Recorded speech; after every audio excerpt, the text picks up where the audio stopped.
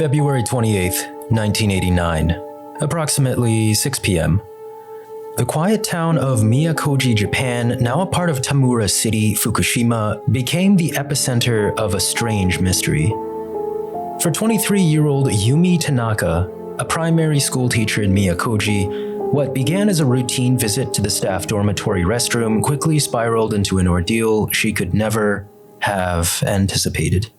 Squat toilets are fairly common in Asia. They often connect directly to a septic tank rather than a sewage system, especially in more rural areas.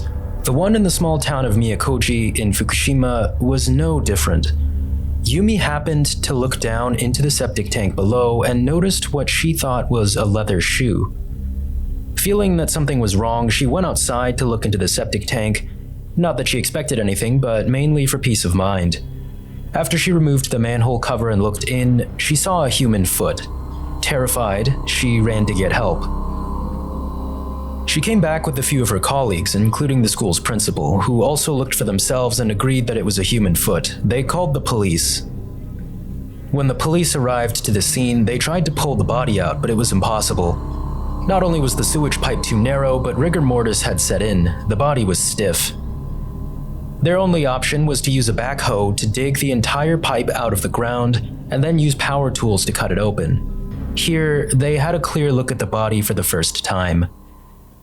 The victim was male, between 20 and 35, and had died in a fetal position. He wore work pants, but was shirtless. A folded dress shirt was clutched between his arms. At the moment, he was too filthy to identify, so investigators moved him and took on a monumental effort to clean the body. During this time, they noticed that there were minor scratches and bruises on the body, but no traumatic injuries that conclusively revealed how he died. As soon as the body was cleaned, identifying him was no trouble at all, as his face was well recognized. The body belonged to 26-year-old Naoyuki Kanno. Cause of death: hypothermia and circulatory complications. Time of death: between 36 to 48 hours prior to discovery, February 26, 1989. Last seen alive 4 days prior to discovery, February 24, 1989. In stark contrast to his surroundings, a quiet village of only a few thousand people, Naoyuki Kanno was young, energetic, and ambitious. He worked as director of the sales department at a company maintaining the Fukushima nuclear power plant. His father and close friends described him as reliable and sociable. The general public knew him for organizing youth activities, helping out villagers, and his involvement in local politics. All of this stood as evidence against the macabre circumstance that they found his body in and the rather lewd implications of why he was there in the first place. An important bit of context is that each room in the staff dorm had its own toilet, meaning that Miss Yumi Tanaka was the only one who would have used that particular toilet. Coincidentally, Naoyuki and Yumi knew each other through Yumi's boyfriend, who was friends with Naoyuki. While researching this case, I came across a claim that Naoyuki was helping Yumi and her boyfriend deal with the stalker situation, and another that Naoyuki and Yumi were having an affair. Both are, for the most part, unsubstantiated claims, so take them with a grain of salt. Naoyuki was last seen alive on February 24th at approximately 10 a.m. He told his father that he would be going out for a while and left for the day.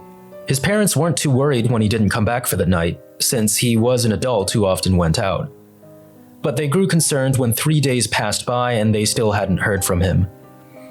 The following day, Yumi Tanaka found him in the septic tank, dead. The police closed the case as an accidental death while trying to peep on his female friend. Naoyuki's friends and family were outraged at the conclusion, since this went against everything they knew about his character. A well-socialized and kind-hearted man with a respectable job and prominent role in his community wouldn't do such a thing, right? Let's take a look at the case details. Having known the victim and also having been the one to find his body, 23-year-old schoolteacher Yumi Tanaka became one of the lead suspects. The restroom was dark, and the tank was 107 centimeters, or about 3.5 feet down. It's possible, but, well, Unlikely that she would have noticed a black leather shoe at the bottom in those lighting conditions. February 24th, 1989 had also been the state funeral day for Emperor Showa, also known as Hirohito, who had died a month earlier. It was a national holiday, which was followed by a mourning period where many people would take leave from their obligations. Yumi Tanaka was reported to have been one of them, being absent from the 24th until the 27th. Naoyuki would have likely gotten wind of this, being friends with both her and her boyfriend. So if Naoyuki had crawled into the pipe before or around the 26th, then who was he going to peep on? The restroom would have been unused for another few days. Nothing about the way he was dressed or what he had on him suggested that he was going to camp out in the septic tank for at least 2 days. For the sake of considering every angle, I'm also going to flip that notion around. Maybe Naoyuki didn't know that Yumi was going on leave, or didn't know how long she would be gone, hence why he would go in around the 26th. Perhaps he went in even earlier and had gotten stuck and was too embarrassed to call for help, because what else could getting caught in the septic tank for a woman's toilet imply?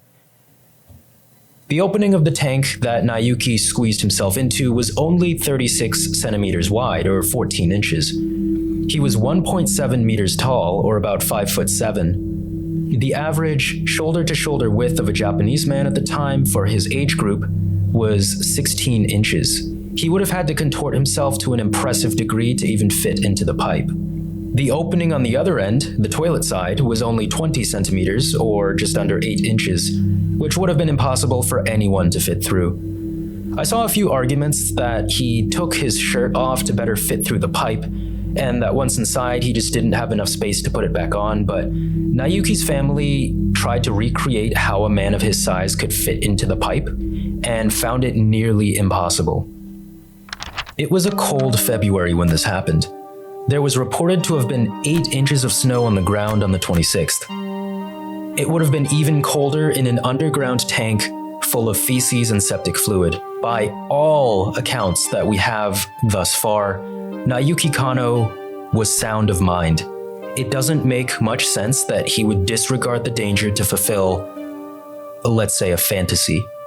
Even the most down bad among us probably agree that putting himself in that situation was guaranteed to be fatal. Once again, going back to the clothes he had with him, a single-layer dress shirt wouldn't have saved him from these conditions anyway.